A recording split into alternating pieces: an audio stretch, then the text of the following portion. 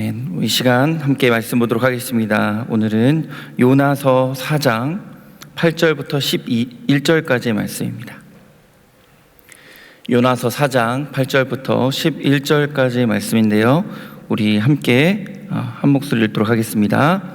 해가 뜰 때에 하나님이 뜨거운 동풍을 예비하셨고 해는 요나의 머리에 쪼임에 요나가 혼미하여 스스로 죽기를 구하여 이르되 사는 것보다 죽는 것이 내게 나으니이다 하니라.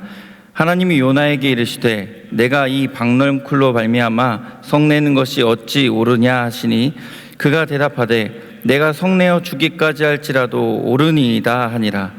여호와께서 이르시되 내가 수고도 아니하였고 재배도 아니하였고 하룻밤에 났다가 하룻밤에 말라버린 이 박넝쿨을 아꼈거든 하물며 이 큰 성읍 니느웨에는 좌우를 분별하지 못하는 자가 12만 명이요 가축도 많이 있나니 내가 어찌 아끼지 아니하겠느냐 하시니라. 아멘. 제가 예전에 신학교 다닐 때 이런 예화를 들은 적이 있습니다. 한 선교사 후보생이 훈련을 다 마치고 이제 어느 지역으로 이제 선교를 떠날까 고민하면서 그 선교지를 이제 정하려고 기도원에 가서 기도하면서 성경을 읽던 중에 내가 하나님의 말씀을 받았다, 호주로 가야겠다라고 마음을 먹고 선교지를 호주로 정했습니다. 그 선교사님이 읽고 말씀을 이제 받은 구절은 오늘 요나서 4장 7절 말씀인데요, 제가 읽어드리겠습니다. 하나님이 벌레를 예비하사 이튿날 새벽에 그 박넝쿨을 가깝게 하심에 시드니라. 그래서 시드니, 호주로 갔다는 말이 있습니다. 제가 예화로 들었기 때문에 정말 실제로 이런 일이 있었을까라고 제가 알 수는 없지만 그저 교회의 유머다라고 하기에는 우리가 마냥 웃고만 넘어갈 수 없는 부분인 것 같습니다. 왜냐하면 저 또한 성경을 대할 때 이런 식으로 성경을 대했던 때가 있었기 때문이죠. 본문이 말하려고자 하는, 하나님께서 이 말씀을 통해서 나에게 어떤 메시지를 던지시는가를 고민하기보다는 내가 보고 싶은 것만 보고 내가 생각하고 싶은 대로 말씀을 생각하고 그럴 때가 종종 있습니다. 물론 하나님께서 말씀에 대하여서 정말 신비하게 이렇게 역사하시고 특별하게 말씀하시는 때가 분명히 있죠. 그러나 제가 단언컨대 그것이 우리의 삶에 아주 보편적으로 일어나는 일은 분명히 아닙니다. 그래서 우리는 말씀을 읽을 때, 말씀을 볼 때에 단어의 뜻이나 그 문장의 의미나 앞뒤, 맥락이, 상황이 주는 뉘앙스, 그리고 성경이 쓰여졌을 그 시대의 배경 같은 것을 우리가 고려하여서 성경을 읽어야 말씀을 오해하지 않고 읽을 수 있습니다. 오늘 우리가 살펴보는 이 요나서도 대표적으로 그런 말씀 중에 하나라고 생각이 듭니다. 우리가 요나를 잘 안다라고 생각을 하죠. 그런데 사실 의외로 요나서를 끝까지 기억하고 끝까지 읽지 못하는 성경 중에 하나입니다. 우리 요나서 생각하면 요나서의 내용이 뭐죠? 라고 물어보면 모두가 다 요나가요 하나님의 말씀을 받았는데 그 말씀에 불순종해서 원래 니느웨를 갔어야 되는데 다시 들어가다가 폭풍을 만나서 물고기한테 먹혔다가 결국에는 니느웨를 가서 복음을 전하게 되었습니다. 요 정도로 우리가 말씀을 기억하죠. 그래서 우리가 요나를 생각했을 때 요나는 불순종했지만 결국에는 순종해서 복음 전도에 성공했던 어떤 전도자 혹은 선교사, 그렇게 우리가 요나를 기억합니다. 하지만 요나서는 사실 요나를 칭찬하고 있지는 않습니다. 요나를 칭송하고 요나가 맺었던 그 선교의 순종의 열매를 드러내기 위한 책이 아닙니다. 니느웨의 회심, 니느웨로 가기 전에 그 회심 이후에 이어지는 요나의 이야기는 어떻게 보면 우리를 조금 불편하게 만들기도 합니다. 사실 요나서의 마지막이 그래서 하나님께 순종한 요나는 하나님께 쓰임받아서 평생 동안 행복하게 살았답니다. 이런 말씀으로 끝나면 참 좋았겠지만 요나서의 결말은 왜 이렇게 끝나지? 라고 생각할 정도로 뭔가 열린 결말처럼 끝이 납니다.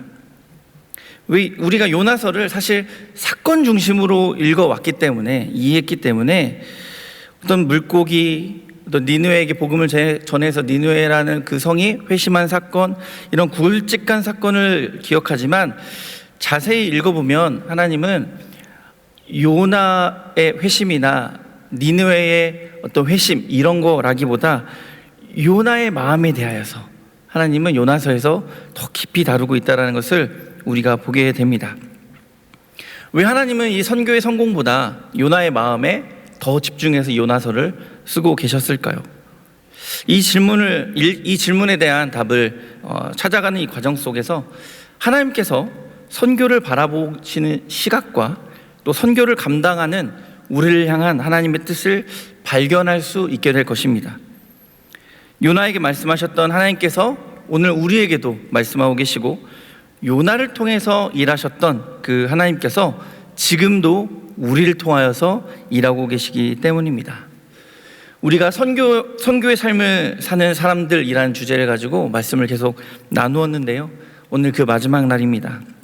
이 요나서 말씀을 통하여서 우리가 선교의 삶을 살아가기 위해서 무엇이 필요한지, 또 무엇을 바라보고 결단하면서 살아가기를 하나님은 원하시는지를 말씀을 통해서 살펴보고, 또 우리 삶에 주신 그 삶의 자리에서 선교적인 삶을 살아낼 수 있는 저와 여러분이 되시기를 소망합니다. 우리가 요나서를 잘 이해하기 위하여서는 먼저 요나가 왜 니느웨로 가기를 싫어했는가를 살펴보아야 합니다. 니느웨는 어디냐면 아수르의 수도였습니다. 아수르는 그 당시 아주 초강대국이었는데요. 지도를 이렇게 보시면 지금 이제 보이는 그 지역들이 있죠. 지금으로 따지면 이라크에 있는 티그리스 강의 어떤 동쪽에 있는 지역입니다. 이 지역은 이 강변이기 때문에 굉장히 비옥한 땅을 가지고 있습니다. 그래서 이 토지가 굉장히 비옥하고 주변이 굉장히 평야 넓었기 때문에 그 당시에 이 니느웨 성은 높이가 약 30m가 되는 성벽을 동서남북으로 쌓을 정도로 굉장히 난공불락의 요새였고, 이 성벽의 두께는 전차가 4대가 이렇게 일렬로 쭉 지나갈 수 있을 정도의 굉장히 넓은 성벽을 가지고 있었습니다. 그래서 그곳을 기반으로 아수르는 아주 잔혹한 방법으로 주변 나라들을 괴롭히고 침략하고 정복했습니다. 이 아수르 왕의 그 일대기를 이렇게 보면 자신들이 행한 업적들을 아주 자랑스럽게 기록을 하였는데, 굉장히 잔인한 이야기들을 자신의 업적이라고 여기면서 기록해 놓았습니다. 예를 들면 포로들을 말뚝으로 박아서 죽이고 피부 껍질을 벗겨서 목을 매달아 놓고 이런 것들을 아주 자랑스럽게 기록해 놓았습니다. 그러니까 그 당시, 특별히 요나가 활동할 당시에 그 아수르의 주변국들은 아수르하면 정말 치가 떨릴 정도로 정말 증오하는 그런 국가인 것으로 우리가 생각해 볼 수 있었고, 이스라엘 백성들도 그런 감정을 가지고 있었던 것은 당연할 것이고요. 그렇기 때문에 하나님께서 요나에게 니느웨로 가서 복음을 전해라 라고 했을 때 요나가 하나님께 순종하지 않을 법도 한 그런 배경이 있었다라는 것입니다. 여러분, 그것은 마치 일제강점기에 일본 순사한테 붙잡혀 들어가서 가진 고초를 당하고 나오신 그리스도인에게 자, 이제 일본 가서 복음을 전하십시오 라고 하나님께서 부르신 것과 마찬가지라는 것이죠. 너무나도 어려웠을 것이고, 저라도 제가 요나였다면 순종하기 어려웠을 것입니다. 그래서 요나가 선택한 것은 니느웨로 가기보다 다시스로 가는 선택을 합니다. 다시스는 지금의로 따지면 스페인이거든요. 스페인. 정확한 위치는 알 수 없지만 스페인인 것으로 추정하고 있습니다. 그 당시에 사람들은 그곳이 땅끝이라고 생각을 했습니다. 그래서 요나는 왜 다시스로 갔냐? 최대한 멀리 도망간 겁니다. 최대한 멀리 도망간 거예요. 요나는 다른 길을 선택한 것이 아닙니다. 다시스에 가서 복음을 전해야겠다고 한 것이 아니라 하나님의 뜻에서 멀리 도망친 것입니다.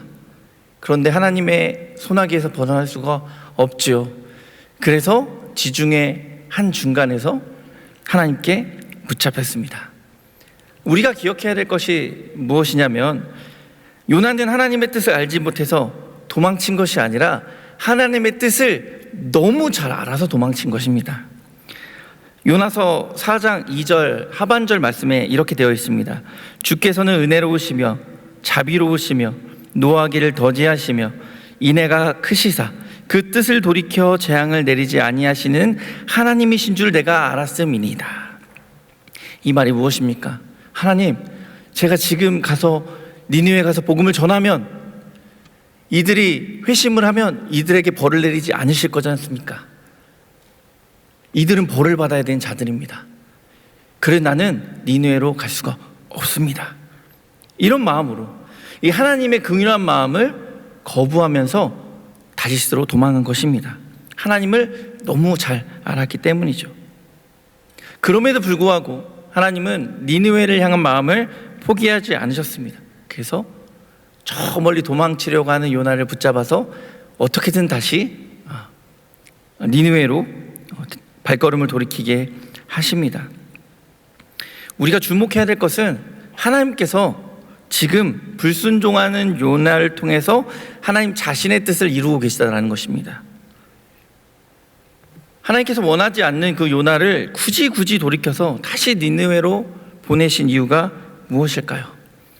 이 사건을 통하여서 우리는 선교의 아주 중요한 원리를 발견하게 됩니다. 그것은 바로 선교는 사람이 아니라 하나님이 하신다라는 것입니다. 선교학에서는 이거를 미시오 데이라고 합니다. 하나님의 선교라고 이야기를 하죠. 살아계신 하나님, 지금도 살아 역사하시는 하나님은 선교하시는 하나님이십니다. 선교는 역사적으로 교회가 만들어낸 어떤 프로그램도 아니고요, 누군가가 어떤 사람이 시작한 일도 아닙니다. 전적으로 하나님이 시작하시고 하나님이 주관하시고 하나님이 완성하시는 하나님의 사역인 것이죠. 하나님은 전능하신 분이십니다. 굳이 그 요나가 아니어도 하나님은 그 일을 완수해내실 수 있는 분이십니다. 다른 선지자를 부르셔서 그를 통하여서 니느웨의 복음을 전하실 수도 있는 분이십니다. 그럼에도 불구하고 하나님께서 이 요나에게 이 일을 맡기신 이유가 무엇이냐? 그것은 니느웨만 보신 것이 아니라는 것입니다. 니느웨의 변화뿐만 아니라 요나가 하나님께서 가지고 계신 이 니느웨에 대한 긍휼한 마음을 배우고 더 깊이 알아가고 그렇게 변화하여서 하나님을 닮아가는 하나님의 사람으로 거듭나기를 바라셨기 때문입니다. 하나님께서 우리에게 선교를 맡기시는 이유도 동일합니다. 하나님이 능력이 없으셔서 우리에게 선교를 맡기셨을까요? 하나님이 재물이 없으셔서, 사람이 없으셔서 우리에게 어느 나라에 가서, 어느 지역에 가서, 어떤 문화권에 가서 복음을 전해라 라고 우리 그 역할을 맡기시는 것일까요? 아닙니다. 하나님은 전지전능하신데 그럼에도 불구하고 우리를 선교의 자리로 부르시고 사용하신 이유가 무엇이냐면, 우리가 그 선교의 그 과업을 감당을 하면서 그 과정 속에서 하나님의 마음을 배우고 하나님의 형상을 회복하고 하나님의 마음을 우리가 닮아가기 원하시기 때문입니다. 여러분, 그런데 사람이 변하는 게 쉬운가요? 사람이 변하는 것이 어렵죠. 어쩌면 이 세상을 변화시키는 것보다 한 사람의 마음을 변화시키는 것, 한 사람의 삶을 변화시키는 것이 더 어려운 일일지도 모릅니다. 하나님께서 사랑하시는 요나가 원수의 땅, 요나에게 입장에서 원수의 땅, 그 니느웨로 나아가는 것을 원하셨습니다. 그리고 그 과정 속에서 니느웨가 회개하고 돌이키는 것뿐만 아니라 요나도 하나님의 마음을 품기를 원하셨습니다. 그런데 요나는 억지로 니느웨 땅에 가서 복음을 전하고 회개의 말씀을 선포하고 그 땅이 회개하는 것을 직접 눈으로 보았음에도 불구하고 요나는 변하지 않았습니다.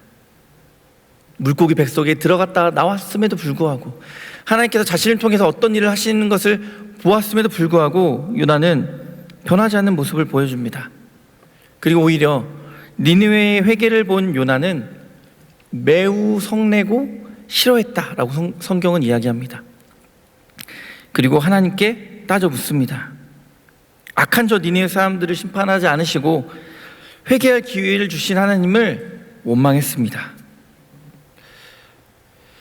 여전히 요나는 니느웨를 미워하고 있는 마음을 가지고 있고 차라리 자기를 죽여달라고 말할 정도였습니다. 그래서 요나는 이 미움과 분노를 아는 채 이 니느웨를 떠났는데, 멀리 떠나는 것도 아니고 그 옆에 초막을 짓습니다. 옆에 초막을 이렇게 짓는데요, 이 초막을 짓고 니느웨를 이렇게 주시하고 있습니다.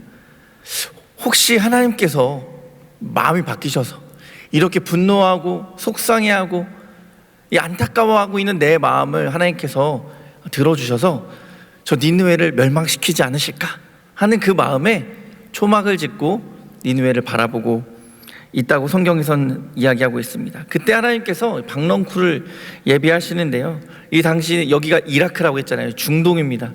낮에는 섭씨 한 40도 아주 매우 뜨거운 그 날씨에, 바람에, 모래바람에, 굉장히 건조한 날씨에 그늘도 없고, 이런 상황 가운데에서, 정말 어려운 상황들 가운데에서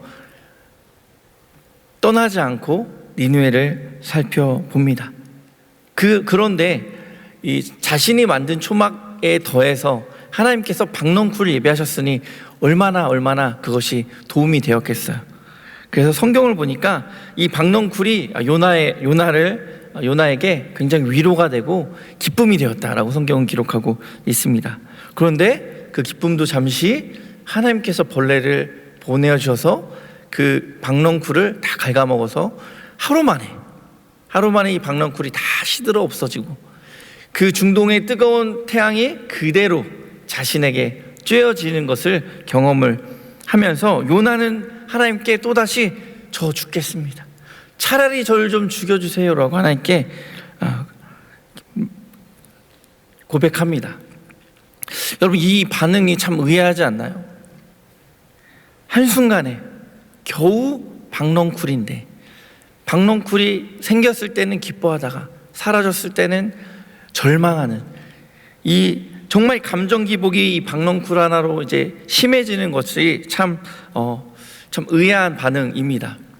그런데 하나님은 바로 이 사건을 통하여서 요나의 마음에 무엇이 있는가를 드러내 보이고 계십니다.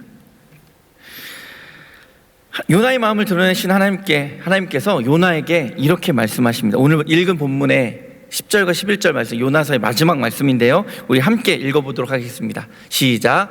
여호와께서 이르시되 내가 수고도 아니하였고 재배도 아니하였고 하룻밤에 났다가 하룻밤에 말라버린 이 박넝쿨을 아꼈거든 하물며 이 큰 성읍 니느웨에는 좌우를 분별하지 못하는 자가 12만여 명이요 가축도 많이 있나니 내가 어찌 아끼지 아니하겠느냐 하시니라. 아멘.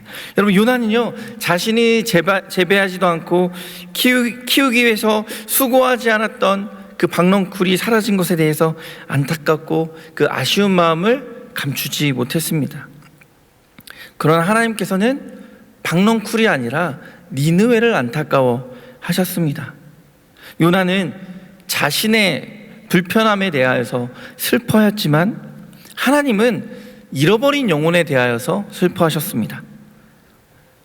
요나는 박넝쿨을 아꼈지만 하나님은 니느웨를 아끼셨습니다. 하나님께서 사랑하시는 것을 함께 사랑하고 하나님께서 아끼시는 것을 함께 아끼기를 하나님은 요나에게 원하셨습니다. 그것을 위해 요나를 부르시고 요나를 인도하시고 요나에게 역사하시고 요나를 돌보아 주셨지만 끝내 요나는 그 모든 과정을 통하여서도 하나님의 마음을 끝끝내 품지 못하였습니다. 애석하게도 니느웨는 변했지만 요나는 변하지 않았습니다. 그래서 요나서에서 하나님은 의도적으로 질문으로 끝이 나는 겁니다. 하나님의 질문으로 끝이 나는 겁니다. 근데 이 질문에 요나가 어떻게 대답하였는지는 성경에 기록하고 있지는 않습니다.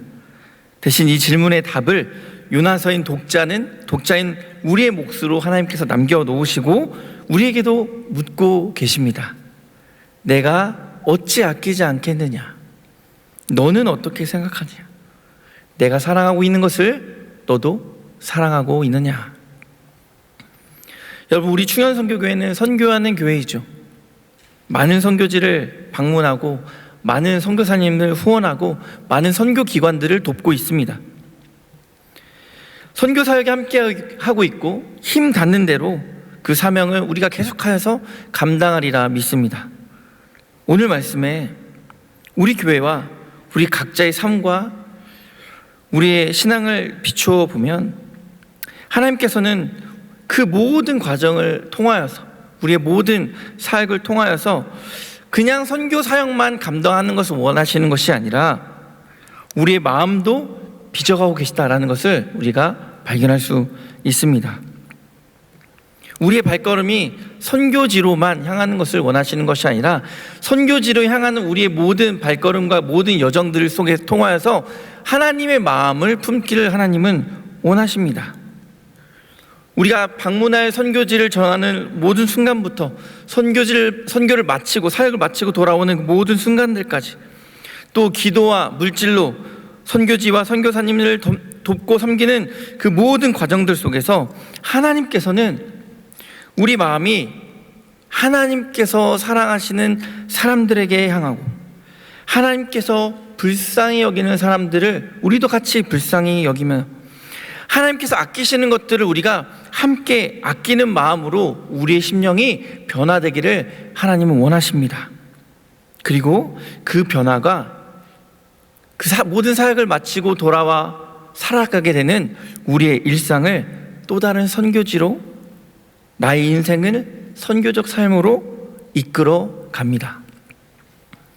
오늘 요나서를 통하여서 하나님께서 우리에게 던져주시는 질문은 너희가 무엇을 했는가? 요나, 네가 무엇을 했는지 이것을 묻는 것이 아닙니다.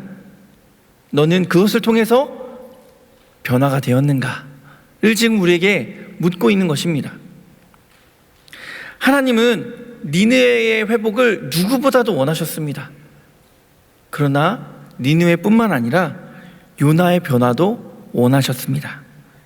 그리고 오늘도 하나님은 우리가 감당하는 선교 사명을 통하여서 세상이 하나님께서 지으신 그 창조의 모습대로 회복되어지기를 원하시는 것과 동시에 그 사명을 감당하며 나아가는 우리의 삶도 변화시키기를 하나님은 원하신다는 것을 기억하시기 바랍니다. 우리는 선교 사역을 종종 어떤 프로그램이나 어떤 특별한 일로 우리가 생각하기도 합니다. 그러나 성경이 이야기하고 있는 선교는 우리가 생각하고 우리가 경험하는, 우리가 예상하는 선교의 범주보다 훨씬 더 크고 넓은 의미의 사역의 범주를 반경을 갖습니다. 하나님은 우리가 특정한 어떤 선교지, 특정 지역, 우리가 그래서 선교지로 구분하여서 정한 그 지역에서 사역하는 것, 복음을 전하는 것, 특별한 행위, 그것만 선교다라고 보시지 않으십니다. 그 자리에서만 선교하는 것이다라고 우리를 그 자리로 보내시는 것이 아닙니다. 우리의 가정, 우리의 일터, 우리의 학교, 우리의 모든 일상 속에서도 우리는 선교할 수 있고 선교적 삶을 살아가야 하는 것입니다. 여러분, 우리가 감당하고 있는 모든 선교 사역은 땅끝까지 복음을 전해야 하는 지상 대위임령을 완수하는 데에 매우 중요한 역할을 하고 있습니다. 그것은 두말하면 잔소리이죠. 당연한 것이고 그 역할을, 그 일을 우리가 계속해 내어야 합니다. 그 사역을 통하여서 우리가 생각하는 그 선교 사역, 타문화권, 타 지역에 가서 사역하는 그것들을 통하여서 하나님은 하나님의 선교를 분명히 이루어 가셨고 이루어 가고 계시고 앞으로도 이루어 가실 것입니다. 그러나 하나님께서 우리에게 선교를 맡기신 것은 그 사역 자체에만 있는 것이 아니다라는 것을 다시 한번 제가 말씀드립니다. 하나님은 우리가 삶의 선교를 통하여서 우리의 일상에서 선교적 삶을 살아내기를 원하십니다. 비슷한 두 가지의 말이지만 두 가지를 조금 우리가 구분해서 이해할 필요가 있습니다. 삶의 선교는 우리가 생각하고 우리가 이야기하는 그 선교입니다. 어떠한 사역, 우리가 선교지를 방문하고 거기서 복음을 전하고 선교사님들 후원하고 어려운 이웃을 돕고 구제하고 봉사하는 이것들이 우리 삶에서 이루어지는 그 삶의 선교입니다. 이것을 통하여서 우리는 하나님의 그 선교 사역을 감당함과 동시에 하나님의 마음을 품어야 합니다. 하나님의 마음이 나의 마음이 되고 하나님이 사랑한 자들을 내가 사랑하고 그 마음을 품어가는 변화가 우리 안에 있어야 합니다. 그것으로 우리는 우리의 일상에서 선교적인 삶을 살아갈 수 있게 되는 것입니다. 내가 하는 모든 것, 내가 만나는 모든 사람, 나의 일상 속에서 사람들을 사랑하고 내가 하는 일에 최선을 다하고 하나님께서 아끼시는 것을 아끼고 하나님의 마음이 있는 것들 가운데서 더욱더 그것을 일상적이지만 특별하게 여기는 것, 선교로 여기는 것, 그 선교적인 삶을 우리가 살아가야 합니다.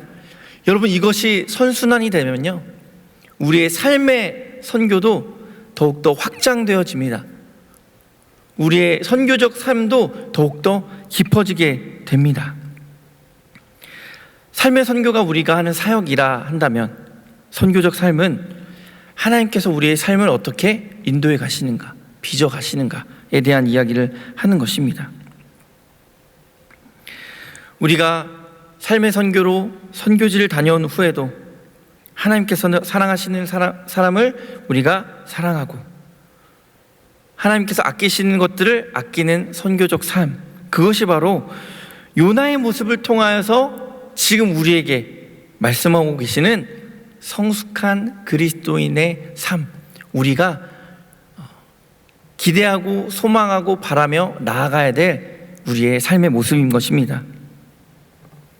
말씀을 정리하겠습니다. 여러분, 요나는 불순종한 선지자가 순종하게 된 이야기로 끝나지 않습니다. 오히려 순종했지만 끝끝내 하나님의 마음을 품지 못한 선지자의 이야기를 요나서가 들려주고 있습니다. 하나님께서 일하셔서 니느웨가 변한 것입니다. 물론 요나가 순종하여 나아간 것도 있지만 선교는 전적으로 하나님께서 하시는 것이기 때문에 하나님께서 일하셔서 니느웨가 변한 것입니다. 그러나 정작 요나는 변하지 않았습니다. 그런 요나에게 주님께서 질문하십니다. 내가 어찌 그 땅을 아끼지 않겠느냐? 그 백성들을 아끼지 않겠느냐? 선교의 삶을 사는 사람들이라는 주제를 가지고 말씀을 나누는 그 날을 마무리하는 오늘입니다. 하나님께서 오늘 우리에게도 같은 질문을 하고 계십니다. 우리가 많은 선교 사역을 감당하고 있고 감당할 것인데 무엇을 했느냐에 우리가 주목하고 있는지, 그 과정을 통하여서 내가 얼마나 성숙해지고 우리 교회 우리 공동체가 얼마나 성장하였고 성숙해졌고 얼마나 하나님의 마음을 품게 되었느냐를 주님께서 오늘 요나서 말씀을 통하여 묻고 계십니다. 오늘 말씀을 통하여서 또 우리가 감당할 선교 사역을 통하여서 바라옵기는 우리 모두가 다, 저를 포함한 우리 모든 중요한 선교교회 성도님들이 하나님의 마음을 더 깊이 알기를 소망합니다. 이 시대에 꼭 필요한 하나님의 말씀, 이 시대에 꼭 선포되어져야 될 선교의 영역들, 선교의 지역들, 선교의 언어들, 하나님께서 누구를 사랑하시고 어디에 마음이 있으신지를 그 하나님의 마음을 더 깊이 알게 되기를 소망합니다. 하나님께서 사랑하시는 그 영혼을 사랑하게 되기를 소망하고 하나님의 긍휼을 우리가 함께 다 품게 되기를 바랍니다. 하나님은 삶의 선교를 통하여서 우리를 변화시킵니다. 그리고 그 변화로 우리가 선교적인 삶을 살아갈 수 있도록 합니다. 그렇게 선교적 삶을 살아가는 우리를 하나님은 다시금 하나님의 선교로 부르시고 더 크고 풍성하고 많은 사람들을 품을 수 있는 하나님의 뜻을 이루어 가십니다. 그래서 우리의 선교가, 나의 선교가, 나에게 맡겨주신 선교가, 우리 충현선교교회에게 맡겨주신 그 선교의 사역이 하나의 행사나 슬로건이나 앞에서 리더가 외치는 그 외침으로 끝나는 것이 아니라 하나님의 마음을 품고 살아가는 우리 충현선교교회 성도 모두의 선교적 삶의 시작이 되기를 바랍니다. 그리고 예수 그리스도의 증인으로서 우리가 땅 밟고 있는 이곳에서 그 선교적 삶을 살아갈 수 있는 저와 여러분의 되시기를 주님의 이름으로 축원합니다.